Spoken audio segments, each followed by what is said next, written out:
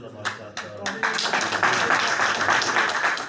کیا یہ کہ زیداللہ صاحب، یہ ہمارے دوسرے ساتھی، سب کا نام لوں گا تو بڑا، اور یہاں پرچی پہلے سے موجود ہے، مختصر کرے ٹائم کم ہے، پرچی پہلے سے نہیں۔ سب سے پہلے تو میں نے معذرت خواہ بھی ہوں، اور میں نے میزبان کو کہا بھی کہ آپ مجھ سے گستاخی نہ کرائے، فرت اللہ بابر صاحب کے ہوتے ہوئے اور ہمارے چودھری منظور صاحب کے ہوتے ہوئے آپ مجھے نہ آخر میں دے، بلکہ ان کو کرے، ہمارے سینئر ہے، میں تو ایک کارکن آدمی ہوں، لیکن انہوں نے کہا کہ فرت اللہ بابر صاحب جا رہے، اس وجہ سے میں خاموش ہو بولوں گی، تو میں نہیں بیٹھا۔ تو بہرحال یوں میں کے حوالے سے میں صرف اتنی کہوں گا، بہت ساری باتیں چودھری صاحب نے کی ہے، فرت اللہ بابر صاحب کی ہے، میں تو ایک اپنا سا کارکن ہوں۔ 2001 میں لندن میں تھا، تو رات کے وقت میں ایک جگہ گزر رہا تھا، تو ایک روشنی مجھے نظر آئی تھی۔ وہاں جا کے جو میں دیکھا تو ایک مزدور، یعنی جو لیبر یا ٹیکنیشین جو نام دے دو، وہ سرچ لائٹ یہاں لگا ہوا تھا، کافی کی مگ اس کے پاس تھا۔ 2001 کی بات بتا رہا ہوں آپ کو۔ تو میں نے اس وقت بھی دوست کہا، میں نے کہا یہ ان کا مزدور ہے، یعنی کافی بھی جو آج کل ہمارے 800,000 روپے سے کم نہیں ملتے، وہ برانڈیڈ والے، اور لائٹ لگے، اور جو انہوں نے جدوجہد کی ہے اپنی قوم کے لیے، مزدوروں کے لیے، وہ تو پریکٹیکلی میں آپ کو 2001 کی بات بتا رہا ہوں۔ کیا بات ہے کہ آج بھی ہمارے مزدور جو نا، وہ دن بدتر، یعنی اس سے بہتر کنڈیشن جو قطر کے زمانے کے، اس سے بدتر جا رہے ہیں۔ آج لوگ خودکشیاں کرے، ابھی عید سے کچھ دن پہلے یوسف مسیح سول ایویشن کا ملتان ایئرپورٹ کے انہوں نے خودکشی کی ہے، اور آج دن آپ دیکھ رہے ہو اس طرح صورتحال ہو رہی ہے مختلف اداروں میں۔ کیا بات ہے کہ ہم آگے کیوں نہیں بڑھ رہے ہیں؟ یقیناً اس کے اوپر ہمیں سوچنا چاہیے۔ فرت اللہ بابر صاحب، پچھلے 6 مہینے سے جو میں نے اس کمیٹی کے ذریعے جو ایک تجربہ مجھے ہوا ہے، میں بالکل آپ کو بتا دوں، ہمارے تمام ادارے کولیپس ہو چکے ہیں، ختم ہو چکے ہیں، اور شاید ہی کہ خدا کا کوئی، وہ کہتا نا کہ کوئی عجوبہ نکل رہا ہے تو ادارے کھڑے ہو چکے۔ ایک آدھ ادارے کی بات نہیں کروں، باقی 99.9% ادارے تباہ ہو چکے ہیں۔ اب تباہ کیسے ہوئے؟ اور اب مثال کے طور پہ ریڈیو پاکستان کا لے لیں، ابھی رمضان سے پہلے کوئی تقریب تھی آپ جیسے، تو وہاں پہ مجھے مدعو کیا تھا، تو میں نے پوچھا، تو انہیں ایک مطالبہ کیا کہ آپ پی ٹی وی کی لائسنس کی طرح ہمارے بھی کوئی 10-20 روپے رکھوا دیں بجٹ میں، تاکہ ریڈیو چل سکے۔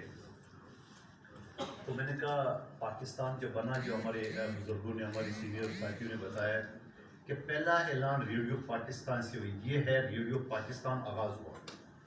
اس ادارے کا آج تباہ و برباد ہے، آج پوش ایریا میں ان کے کھربوں روپے کے پراپرٹی ہے، اور وہ تباہ و برباد ہے۔ تباہ و برباد کیسے؟ کل بھی میٹنگ میں تھی فرت اللہ بابر صاحب، 4000 ملازمین ان کے ریٹائرڈ ہے، جو میری اور آپ کی والدین کی عمر کے ہیں، اور اس میں 1000 بیوہ ہے۔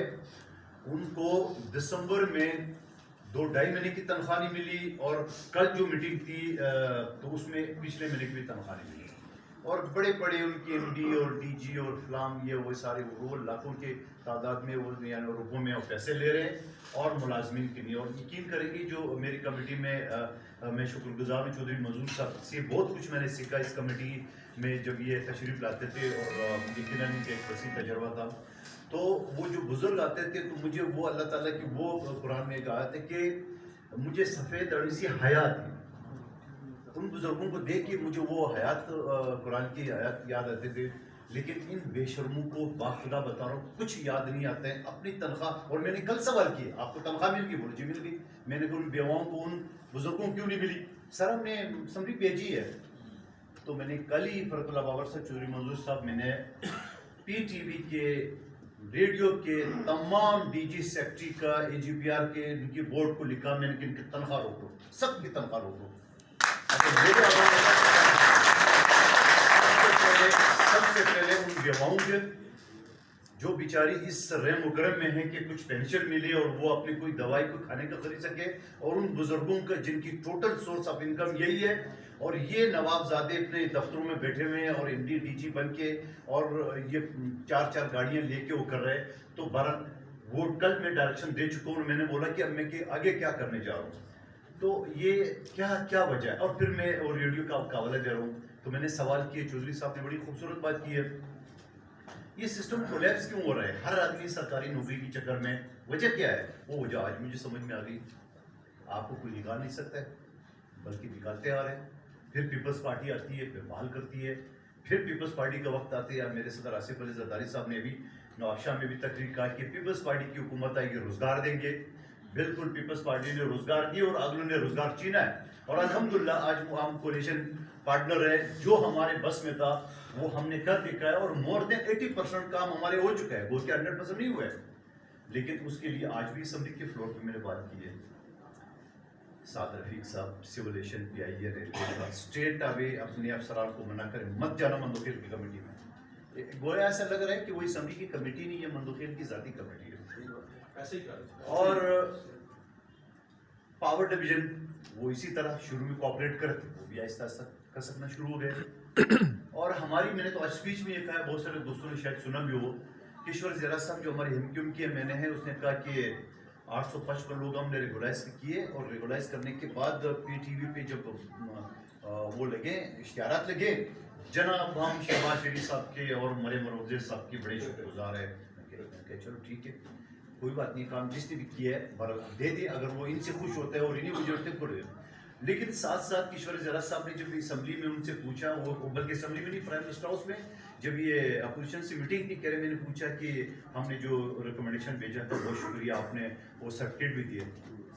بولے بی پی آپ وقت ضائع مت کریں, جعلی کمیٹی آپ کی. آج میں نے اسمبلی میں بھی بات اٹھائی, کشور زیرا نے بھی اٹھائی ہے. یعنی گویا وہ کمیٹی کو جعلی کر, کیوں جعلی اس وجہ سے کہ پیپلز پارٹی کے وقت کی بھرتی کے لوگ تھے, آج پیپلز پارٹی اس کو بحال کر رہی ہے, سینیارٹی دے رہی ہے, ڈیوز دے رہے, ان کو یہ جعلی لگ رہی ہے. بہرحال دیکھ کے ہم نے کہا دیکھتے ہیں. اب سوال یہ ہے کہ یہ ساری چیزیں کر کے, اور ایک اور بھی میں بتا دوں, آپ سب ساتھی سینئر لوگ بیٹھے ہوئے, یقیناً سوال جواب بھی آپ کا ہوگا اس میں. آپ ہر آدمی یہ امید رکھ رہے ہو, میں تو اللہ تعالیٰ کا شکر ادا کرنا چاہ رہا ہوں کہ اللہ تعالیٰ نے یہ ذمہ داری مجھے دی ہے, اور میں اس کو جیسے نبھا رہا ہوں وہ آپ کے سامنے. میرے سامنے تمام پارٹی کے لوگ ہیں, اور آپ سب دوست اس بات کے گواہ ہوں گے کہ حضرت اللہ بابر صاحب مجھے سب سے پہلے عوام کی جو مسائل ہیں, پھر مسائل کے بعد میں نے اس افسران کے سامنے رکھنا ہے, اور پھر دائیں بائیں جو کولیشن پارٹنر ہے ہر آدمی نے اپنی بات کرنی ہے. لیکن اللہ کا شکر ہے کہ سب اجلاس ابھی تک میں کر چکا ہوں. ایک بھی اجلاس میں کسی نے یعنی S P M Q M بھی ہے, مسلم لیگ نون بھی ہے, پی ٹی آئی بھی ہے, جے یو آئی بھی ہے, اور باپ پارٹی بھی ہے, سب موجود ہے. ایک بھی منٹس ایسے نہیں ہے کہ کسی نے اختلافی نوٹ کیا. سب کو میں مطمئن کر کے, اگر کسی نے کوئی ضد کیا, کسی کے ساتھ کیا, سلیم ملک صاحب کے سارے دوست بیٹھے ہوئے, باقاعدہ ان کی باتیں سن کے ان کو ٹیکنیکلی مطمئن کر کے تب جا کے میں نے ڈائریکشن دی ہے. کوئی اس طرح نہیں کہ میجورٹی کا فیصلہ ہے, کوئی میجورٹی کا نہیں ہے, متفق کا فیصلہ ہے.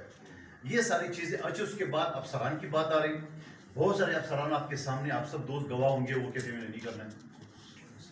تو الحمدللہ میں بھی تھوڑا سا پٹھان کھوپڑی کا آدمی ہوں, کبھی کبھار غصہ بھی کر لیتا ہوں, ٹھیک ہے, لیکن الحمدللہ کوئی بدتمیزی کی ساتھی نہیں کی ہے. لیکن ہمارے نملی کے دوستوں نے ہماری بات بھی پھیلا دی ہے ہماری قیادت کو کہ یہ گالیاں دیتے ہیں. بھائی کوئی تو ثابت کرے میں نے کس کو گالی دی. اگر میں کسی کو قانون اور آئین پڑھا رہا ہوں تو یہ گالی ہے. مثال کے طور پہ فرد اللہ بابر صاحب اسلام آباد کیپٹل میں 8ویں پاکستان کی کیپٹل کی بات کرو, 1792 جو ٹیچرز ہیں 17 گریڈ کے ڈیلی ویجز پہ 11 سال سے کام کرے, پتہ ہے کتنے سیلری لے رہے ہیں. مزدور کی کم سے کم اجرت کتنی ہے, ان کو 20,000 روپے ملتا ہے. اسلام آباد 17 گریڈ کی کیا تعلیم دے گی. تو میں نے وہ ڈی جی ایجوکیشن تو ان سے پوچھا, میں نے کہا جناب یہ بتاؤ آرٹیکل 25 یہ کسے کہتے ہیں, تو نہیں پتا. یہ بات جا کے انہوں نے رانا تنویر صاحب جو منسٹر رہے ان کو شکایت کی. پھر اسپیکر کے دفتر میں رانا تنویر صاحب آئے تھے, اس نے باقاعدہ کہ آپ جو ہے نا افسران کو بےعزت کرتے ہو. تو میں نے اسپیکر صاحب کو میں نے کہا ذرا سن تو لے, یہ بےعزت میں نے کیا کیا. میں نے سر یہ سوال کیا, کہہ رہی یہ تو وکیلوں کو پتا ہوگا, پارلیمنٹرین کو پتا ہوگا. میں نے کہا جناب وہ ڈائریکٹر جنرل ایجوکیشن ہے, اگر اس کو آرٹیکل 25 یہ نہیں پتا ہے تو کس کو پتا ہوگا.